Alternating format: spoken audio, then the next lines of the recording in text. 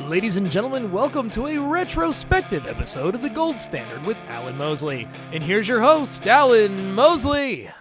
Guys, welcome back for another episode of The Gold Standard. It's not just another episode. No. It's the last episode. The last one. Well, of this type. You know, I've always kind of felt bad for people at home who don't get to enjoy all of Blake's voices. You guys don't hear all the different voices and imitations that Blake does behind the scenes. Yeah, here you go. Yeah. Here you go. Wrong. Yeah, that's There right. you go. So, guys, you can follow us on social media for now, which is facebook.com/TGS Alan Mosley.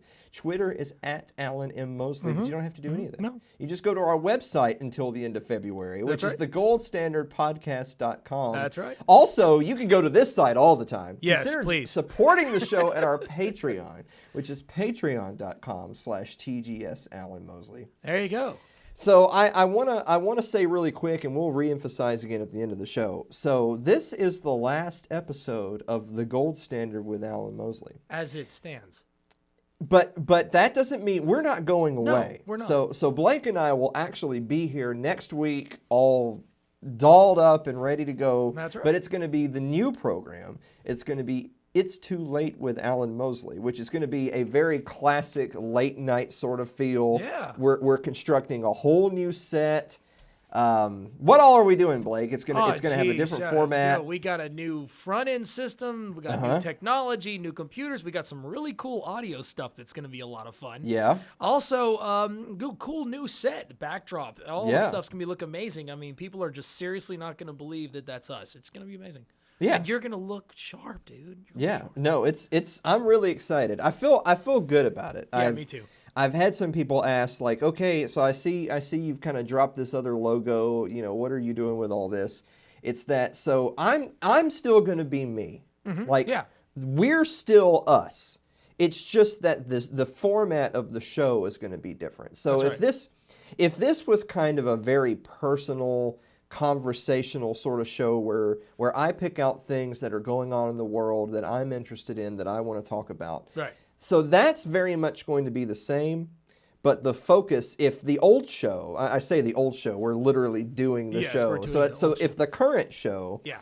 was more like 80% kind of spirited conversation on serious issues Yes. and social issues Why so serious? Yes. and political talk and that sort of thing. If Right. it was 80% that and like 20% us kind of jawing around and talking about culture and music and entertainment, things we like, it's really going to be the reverse. Oh, It's yeah. really going to be more like 80% focused on entertainment and 20% focused on the events of the day. So we'll Yes, lots of memes, lots of fun stuff, lots of funny comedy, and hopefully some crazy skits and some other wild antics. Oh, we've got so Antics are going to be the best part, I think. I got to tell you, so this is a really awkward time. Yeah. This is really an awkward time Why is because there's so much stuff that's in the works right now Uh-huh. that's a lot of that stuff is probably still like a month or two away. Yeah. Yeah. But the show is switching over now. And Right. I know what you're thinking. Yeah. You might be thinking, well, why don't you just do the gold standard for another month and then switch over? No, 'cause- And the answer is that would be too easy. Yeah. No, we don't believe in doing things easy. Everything's got to be hard and painful. I'm a stickler for if you set a date, like Yeah. you set a hard date on the Yeah. calendar. This is like my New Year's resolution. I'm making this change on this date. Then you should stick to it. And because I feel like if you're willing to kind of hem-haw around and delay and push back, then you sometimes can fall into a trap of like you're never ready. You know what I'm saying? Yeah. So You got to give yourself something to really kind of lock in your attitude and drive you to accomplish something. Because if you don't set goals, then, well, you kind of just drift through life on your couch. okay, boomer. Hey. Hey! Born in 1974. I am not a boomer. I am a Gen Xer. Just remember that. Okay, whatever you got to tell yourself is Okay, millennial. You might remember from some of my exchanges on social media that has nothing to do with the date of your birth and everything to do with how retarded you are. Yes. If you're retarded, then you might get called a boomer, regardless of how old I you are. am not a boomer. So anyway, Okay. Let's talk about a few of our friends. Absolutely. So we're still in the habit of doing things the old way. Oh, yeah. On the new show, we're going to have so many more graphics, so much more stuff is going to be automated. We're going to have so many more like commercials and things that are going to run. Which also means lots more funny mistakes. There's not going to be any mistakes, Blake. Blake, there's not going to be any mistakes. Now so anyway, let's go take a look at our friends me? at the other 3%. Yes. The other 3%. Would you just stop? The other 3%, which you can find at the other 3% on Facebook. The governor of Virginia is more of a threat to American freedom than any Iranian general, to which someone says, he's doing what we elected him to do. If you don't like it, GTFO. Is that like a new car or something? GTFO? Okay. Yeah. What we elected him to do. Yeah. Who's we? I didn't elect that guy. We spent all last week harping on who we and they are. And here I don't we know are. that dude. Here it is. Yeah. That's right. Well, I mean, I don't really care. I mean, I got to be honest with you. I'm not going to lose too much sleep at night over what the idiots in Virginia are doing, because I'm not there. It's really none of my business. Yeah. But as someone who does hold liberty as a primary virtue, yes, what's going on in Virginia is troubling. Yes. But I'll tell you what I'll do is not move to Virginia. Yeah, just don't go there. That's what I'll do. We're also going to look at a post from Liberty Memes. You know, Liberty Memes had their page taken down once again. They had their page taken down once again. Before, we'll talk about the meme that I have from them today. So, American Christians in December, peace on earth, goodwill to men. American Christians in January, let's bomb Iran. You know, I love stupid, man. I love poking fun at people, and I know, like, I've never made it a secret that I'm not really a religious person. So I know that there's people that like they're quicker to take offense if they feel like, well, I'm not in a position to make that claim, therefore I'm not, I'm quicker to take offense. That's interesting. But it doesn't matter. Like, truth is truth no matter who the speaker is. Yeah. And I do have a lot of friends who are very devout in their beliefs, in their faith, and they would tell you that no, like they would never. They don't want to associate with people who think that the answer to foreign policy is go turn an entire other nation to glass. Exactly. That's and I'm sorry, that doesn't sound Christian to me. No, it's not. I'm not okay, so I'm not a Christian, but that doesn't sound Christian to me. It's not. Where does Jesus in the Bible talk about like destroying other nations? He doesn't. I got to tell you, he just doesn't talk about that. I got to tell you, this is one of those kind of awkward moments where, a point that I've made and other people have made as well is when someone says, oh, that's not like, you've ever heard Rhino Republican in name only? Like, this person, they're not really a Republican.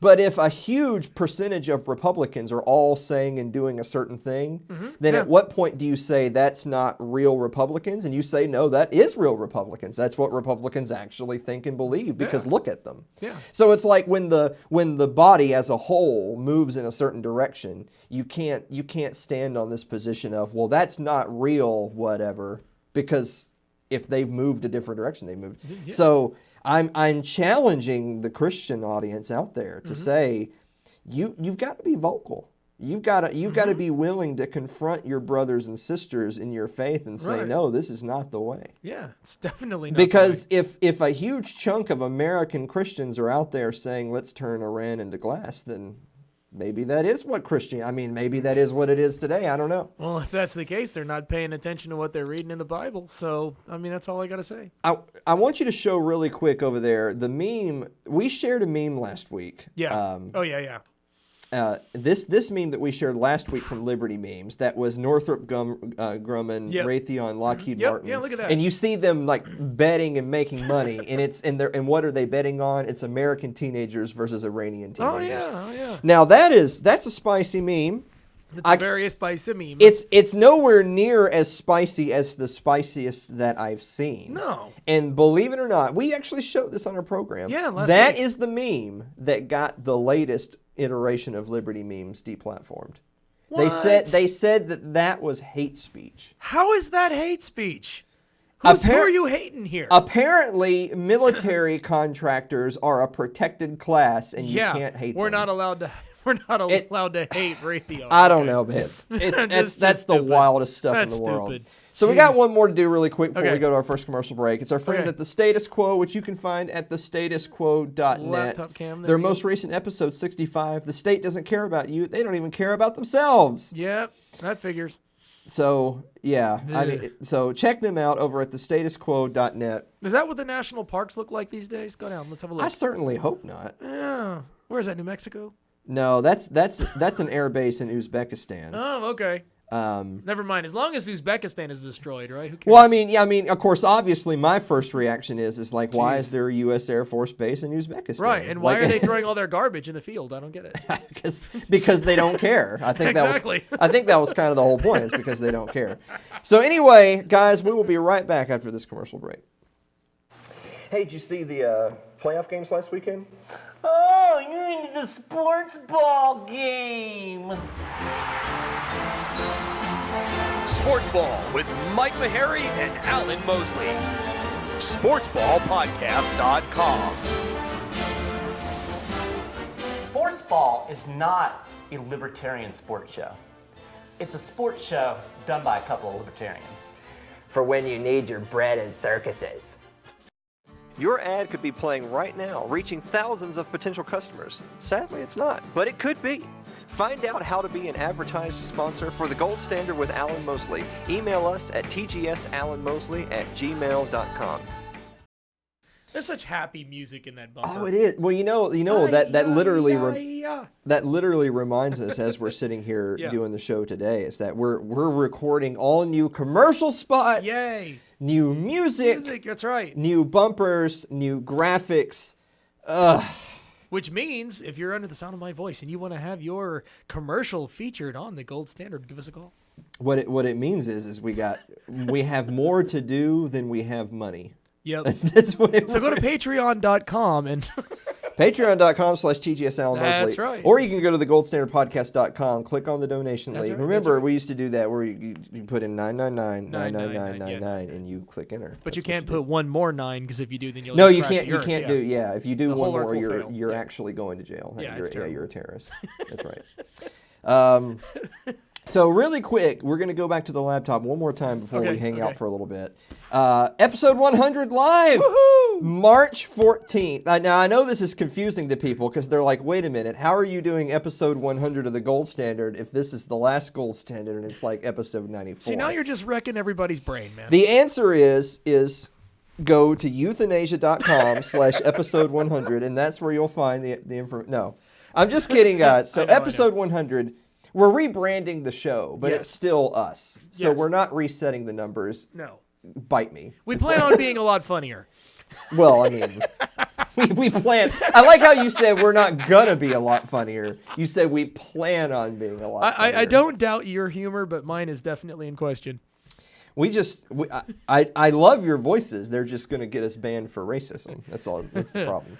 So episode 100 live, that is going to be here at the studio in Columbia, Tennessee. If you're anywhere in the area, please feel free to attend. That's Saturday, March 14th.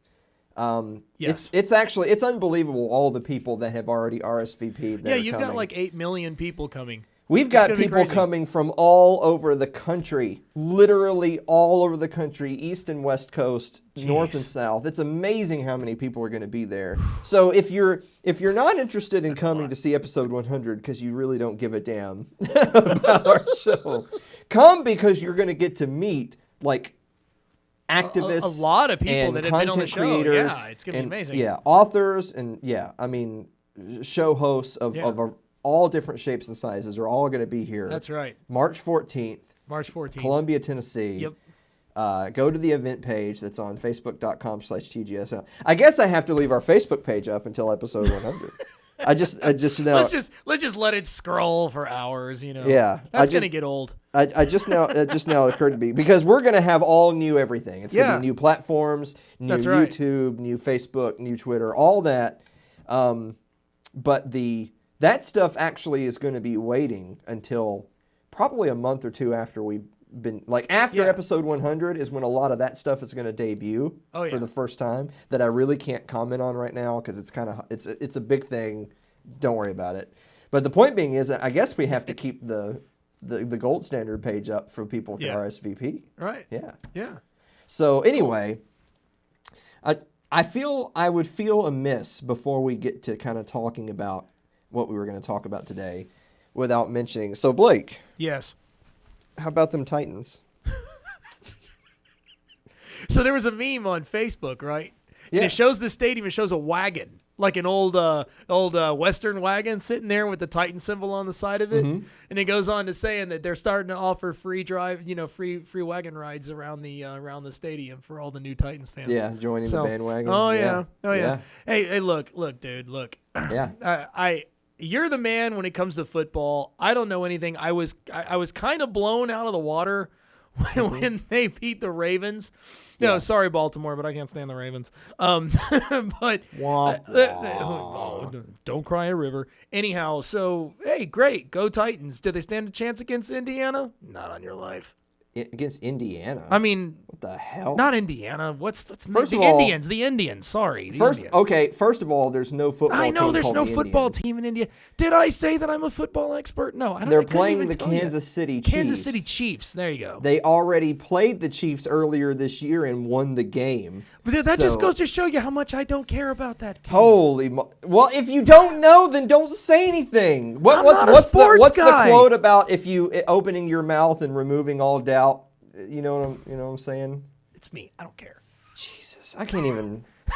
You know what? Forget. Okay, but you know hold what? on. Hold on. No, hold I'm on. not holding on. I'm the host of the damn show, Blake. I'm not holding on. You're holding on. Forget I said anything. Okay, no, Just but forget. what No, are they- forget I said anything. No, hold on, dude. No. I got a question for you. Question for you. If you had to put money on which one of those teams was going to win, which one would you put on? I wouldn't bet because it's too close. It's too uncertain. I agree. It's because so here's the better question you should have asked to set me up for a segment. God forbid you ever do that in your life. Is you could have said, Alan, because I'm a football expert and I actually do a column on sports betting and all that stuff for another program, Sports Ball. Why did the Titans beat the Ravens? It's the same reason. Why did the Titans beat the Patriots? So first of all, the very first thing I want to mention is don't let the Titans' victory over the Ravens distract you from the fact that a week before the Titans beat the Patriots and Tom Brady's last pass was a pick six. Always remember that. Okay. Screw the Patriots. Anyway. Yes. So traditional football knowledge dictates that if you can run the football and you can stop the run, that is the recipe for postseason success. Sure. In general, everyone's heard the phrase "defense wins championships." Yeah. If you're playing good defense, and it's also a matter of playing your best football at the right time. You know, being a great team in weeks 1 through 8 is borderline irrelevant, other than playoff position. What matters is who's playing the best in the last few weeks of the year, not the first few weeks of the year. And granted, the Titans had kind of a rocky first third half of the football season. The back half of the season, they really came on strong. So for one, it's not that shocking that the Titans are doing well because they've been playing. They maybe weren't playing as well as they were right now, but they've been getting progressively better for like the last 8, 9, 10 weeks. Yeah. So they are. That's good though. So there was evidence to suggest they're moving in the right direction. Yeah. But again, defense tends to win championships. Yeah. It's important in the postseason. Being a high octane offense that also can't stop anyone from scoring, those teams traditionally don't have lots of playoff success. Right. You look at the Chiefs as an example. They can score super fast. Them scoring 50 points a game like it's nothing.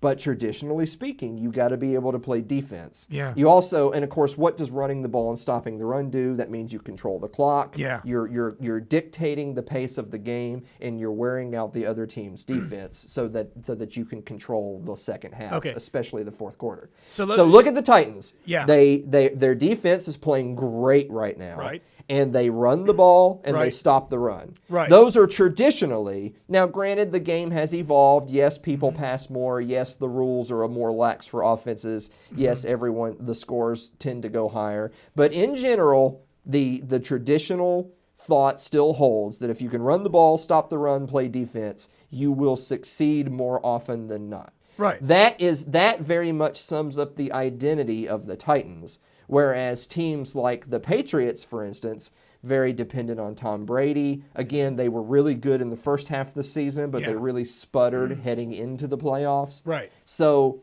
there was evidence to suggest that they weren't moving in the right direction. Okay, you look at the Ravens. Now, the Ravens were the best team in football this year. They were amazing. Okay. But look at the game against the Titans. Again, they couldn't stop Derrick Henry. The Titans were able to run the ball. Now, granted, the Titans got a couple of early scores through some turnovers by the Ravens and through actually a couple of passes. So once the Titans established a lead, then they just pounded the rock and they just wore the Ravens out. And that also means they're controlling the clock. The Ravens, I think, ended the game with 3 turnovers. And again, if you, generally speaking, the team who loses the turnover battle way more often than not loses the game. The team who controls the clock and outrushes overwhelmingly tends to win the game. Gotcha. The Titans check all of those boxes. Right. So it's not glamorous football. It's not pretty football. Right. But traditionally speaking, it's successful football. Yeah. And that's a good why formula. they're there. So just so that I understand, if the Chiefs work really hard on stopping the Titans from running, then that's going to be a real problem for the way the Titans are playing ball. If you are the Chiefs, like if I was hired as the coach of the Chiefs for this 1 week, then yes, you've got to figure out a way. Like Ryan Tannehill, quarterback for the Titans, who came in for Marcus Mariota, who was benched. Right. He's had a solid year. Okay. It's nice to see him coming into that role and performing well. Now, he doesn't have the kind of stats like a Patrick Mahomes, Drew Brees, or Aaron Rodgers or whoever. He's not putting up the kind of numbers that some of the high-profile QBs are putting up. But he's winning. He's doing what is required of him to win the game. Again, it's less glamorous football, more just efficient football. Right.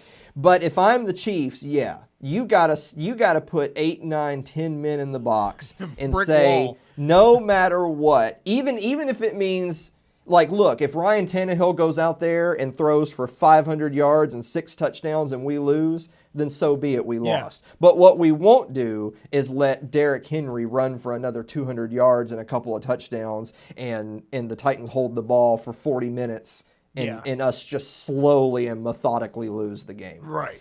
But with that said, the Chiefs' D-line kind of sucks. They don't have a great front seven. So the Chiefs will need to really be pulling out the stops to stop Derrick Henry or just have an amazing game on defense. Yeah. The paper seems to indicate that the Titans probably will be able to run the ball a bit and will be able to control the ball a bit. The other side of the argument is that, but if the Chiefs, who have a really amazing offense, if they're able to kind of crack the Titans defense, and so if the opposite happens from the Titans-Ravens game, if the Chiefs are the team that jump out to a quick 10, 14, 17-point lead, can the Titans keep up, even though they run a very slow, methodical, efficient brand of football? Right. Or will they fall so far behind that they just it's a shootout and they can't keep up?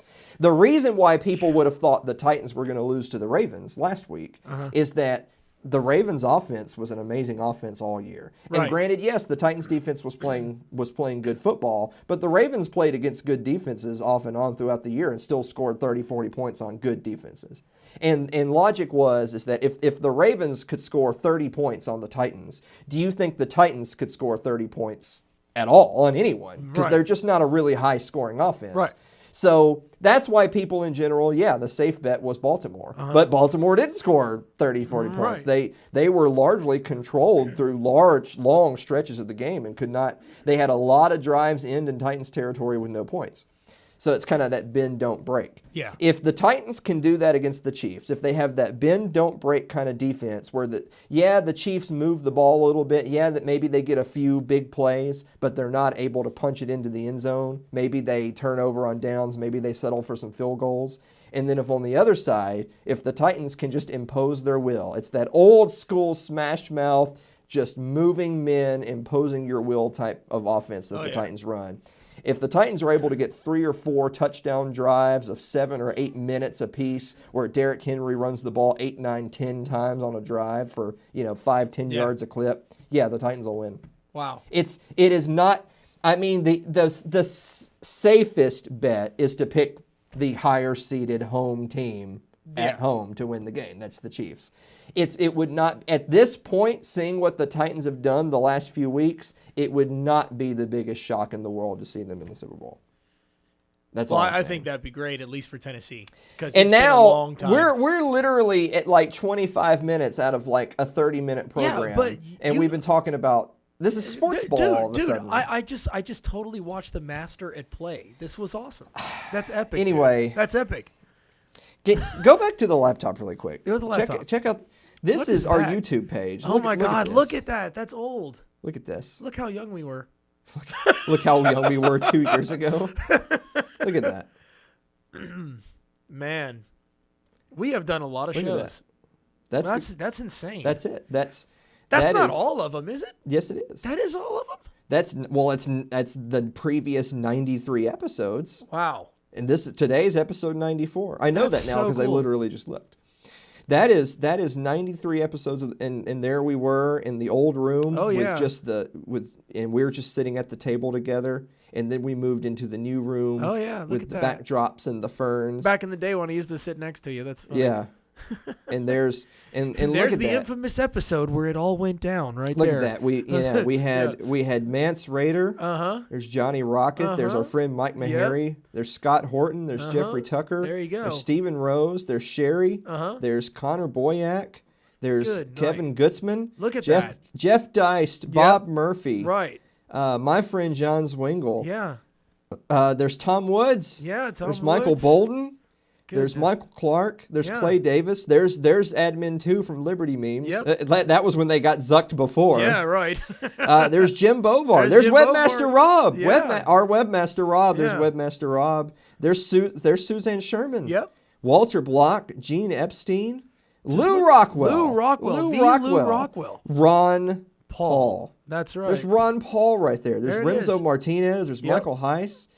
There's Trisha Stewart. We got pretty serious in there, you know. Look at That's that. just crazy. Look at there's the Willimowskis from Liberty Yeah. Late Night. Yep. There's my good friend Brian Kaplan. Great show right there. Brian Kaplan. There's our friend Dave Benner. Yep. What a hell of a show. Yeah, I got to man. tell you. We're pretty proud of that. Look at dude. all I of mean, those that's- people who won't be back on who won't be back on the new program. Maybe they will. Who knows? Maybe Yeah. some of them will. Oh yeah, that's crazy. That's absolutely nuts. But yeah, I mean, we've come a long way. We've covered a lot of topics. Yeah. We've had a lot of guests. So I thought we might take a moment to reflect kind of on the show that we've done so far. Yeah. Before we then say another few words about the Okay. new show and wrap Okay. up today. Sure. So of all those episodes, what would you say? We'll talk a little bit from the technical aspect. So what would you say has been the biggest? Because Blake. People don't realize this. So Blake is a professional. Blake is an audio engineer. He owns a studio. I might not sound like it when I'm on this show. He's produced television in the past. This is a guy. I mean, Blake is the best producer in podcasting because he's not just a podcast producer. He's the real deal. And for some weird reason, I have conned him into doing this show. You have conned me. I've conned you. Yeah, here we are. I don't know why you still do it, even though you know it's a con. Oh, because I love you, man. That's why. Okay. Well, I appreciate it. I love you too. It's a technical challenge too. We have a good time. What has been, just right off the top of your head, what is either the biggest challenge or what's one of the biggest things you've learned in doing this kind of show from home, so to speak? From a technical standpoint, I mean, I'm used to video switchers. I'm used to, non-linear editing and all that sort of stuff where you started off shooting it, getting it in the can, editing it, and then putting it out there in whatever format that is. But really, the biggest thing for me has been learning OBS. The online broadcasting system's been really impressive. And a lot of guys out there who are into podcasting are familiar with that platform. And for me, see, in the early stages, the way we used to do things, we'd shoot on the camera, we'd record it to like a Ninja Drive and take it back, edit it on Final Cut, and then we'd upload it to YouTube. That's how we did the first couple, pretty much the first whole season. And, and this guy over here, he talks me into this computer software that just, you plug your cameras literally straight into your computer and bam, you got your multi-camera and all this stuff going on. And to be honest with you, being an older cat, I just wasn't going for that. I really didn't like it, but I got to be honest with you, it's changed the way I look at things. We can do some pretty incredible stuff for what used to cost hundreds of thousands of dollars, man. We're doing it with shareware, and it's unreal. It's amazing what you can do nowadays. Yeah, it really is. Just in general, with any amount of money or whatever. It's amazing what you can do. Just becoming operational at this level of podcasting, where you're literally doing an online television program almost at a network level, except for obviously the high-end graphics and the bigger studios and the more expensive cameras. But we've got technology on par with, with a lot of the big jocks out there, which is pretty cool. What's wild is that all of this pales in comparison to what the new show is going to be. The new show is going to blow this out of the water, and it's I'd actually like to going to think be streamlined too, which is going to be amazing. It's like we're going to do bigger and better things with less gear. Just a much higher quality level. It's amazing. I would like to think that this program has been a cut above most. I hope so. And the new program is going to be a cut above that. So it's going to be exciting. We're going to shoot for the stars, man. What would you say, right off the top of your head, what's been your favorite moment from the show? Favorite moment? Yeah. My favorite moment was when Tom Witz got stuck out of his office because his cat locked him out or something. That was just hysterical. Got somehow or another, because apparently he never locks that door, and somehow or another the door to his office got locked and he went outside the office. I wish we had that video clip for people to see, but you can go back on YouTube and see it. It was on the outtakes video that we did share and all of that. So that was a good one. Yeah, that was a good one. Yeah, episode 34 was the gold standard season 1 outtakes. There you go. Yeah, do you have it on the laptop? Yeah, there it is. So right people there. can watch that. Go see it. Yeah, that was a crazy one. How about you? Funny moments. I don't know. That one you just gave was a great one. Yeah. When Michael Bolton was on and spent probably half the episode just sending us emojis. Yeah, that was crazy. That one was pretty good. But it was in all serious topics. He's talking all this serious stuff, and he's sitting there sending, heart emojis and kisses. It was really funny. And we love the 10th Amendment, so. Oh yeah. And I wouldn't have it any other way. That was great. Yeah. So yeah, I'm reluctant to say, my favorite guests are this or that because I don't want to make anyone else feel like they weren't appreciated. I've appreciated every guest that we've had. Yeah. I've appreciated the viewers that we've had, the people who have liked and shared things. Mm-hmm. Yeah, absolutely. Although we could use more of that. Yeah, that's right. All the guests that we've had that have taken time out of their day, that have volunteered to come on the show to talk about whatever stupid thing was going on in my brain. They've all been really great folks. I'll give you a few notable ones. Maybe some of our older episodes and some of our more recent ones. For people that just started watching us recently, episode 15 we had Jeffrey Tucker on the show. Yeah, and that was a notable episode for two reasons. One, because Tucker was on the show and he was great. And two, that we had planned for that to be a big long episode where we talked about crypto. Yeah. And then we didn't do that at all. No. We talked about underage drinking. Oh, yeah. We talked about speed limit and driving laws. We talked about every random thing you could think of that was a little bit more nuanced type, like libertarian type talk. And we never once talked about crypto. Yeah, no. And yeah, it was fantastic. It goes to show you that planning is irrelevant and just don't do it. Yeah. Sometimes just wing it gets better.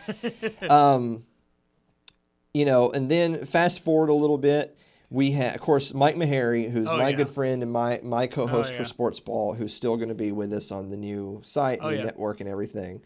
I think he ultimately has the record for most appearances on the program, Yes, he has. with like 6 or 7. Yes.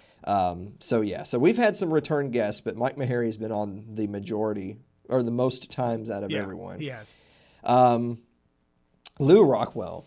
Oh, yeah. So, we've had a few really big guests on the show, but I thoroughly enjoyed talking to Lou Rockwell.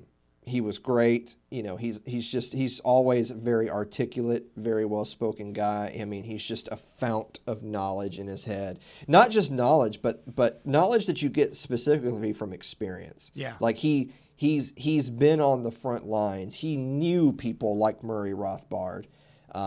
He worked with people in life and on projects that of course we did not get to know, or we talk, in retrospect because they've passed on. Yeah. I think Rothbard died in '95. Of course, Mises has been gone for a long time. The namesake of the Mises Institute. Lou Rockwell knew these gentlemen. Yeah. Some people he knew from a distance. Some people he got to intimately work with. And he came on and he shared. Not only did he talk a little bit about kind of previewing the upcoming election cycle and all that, but he shared some stories with us about some of the real giants in this school of thought. Yeah. Personal stories that we just don't have, that we can't have. And that was very special. And that ended up being like an hour-long episode. I thought he was only going to be on with like 20 minutes. He ended up spending an hour with us. And it was great. It was great. And Yep. I'm so grateful. Yep. And then, of course, obviously, Ron Paul. Oh, yeah. If I wanted to There's have not a great few. ratings for this show, we'd just figure out a way to get Ron Paul to come on every week, and then we'd have great Feed ratings. the Ron Paul show. Definitely our most watched episode, and, Oh, yeah. and rightfully so for all the reasons why Ron Paul is popular and all the people he's inspired. So that's one of those. That's like one of those bucket list type things, Yeah. that I can say I had a chance to meet and speak with and interview Dr. Paul. So that's, you check that off the list. Like that's how you're a real libertarian show, is you talk to Ron Paul. So you got that checked off. And then probably very recently, Dr. Kaplan, Brian Kaplan, came on the show, and we talked about, of course, his book, Open Borders, The Science and Ethics of Immigration, which I highly recommend. It's actually sitting right over there. I would show it to you, but I'd have to get up, and it'd be terrible. That would be weird. But great book, great guy. Brian Kaplan's just a great guy, great speaker, just has so many insights. I love his book, The Case Against Education, as well. So a couple of my favorite books were written by Brian, and then we finally were able to schedule on the show after like a year of trying to get it done. And then we spent like the last 20 minutes talking about Game of Thrones, so it turns out he and I are both huge fans of A Song of Ice and Fire. Talked about the books versus the show and how the show ended and all that stuff. So that was very cathartic for me That's cool. to get all that out with someone that I knew Yeah. was equally interested in the content. And that brings us to now. So Yeah. that's it. That's all she wrote, I guess. That's the end of the show. That's the end of the gold standard. Those are all the people we had to talk to. And I don't know exactly who all and how many guests we're going to have on the new. I mean, we are going to have guests. We're still going to Yes. have guests, but Yes. it's going to be different. It's going to be more Right. entertainment focused. So we're going to have more people that are more in the realm of entertainment and pop There you culture, go. Mm-hmm. and less of people in the realm of like history serious, and political. Sometimes we'll policy. do that. Sometimes that'll be okay. But it Why won't are be the you focus, right? saying what we're going to do and what is and isn't okay? I think I'm the one who's gonna, I'm telling you seriously, I don't know.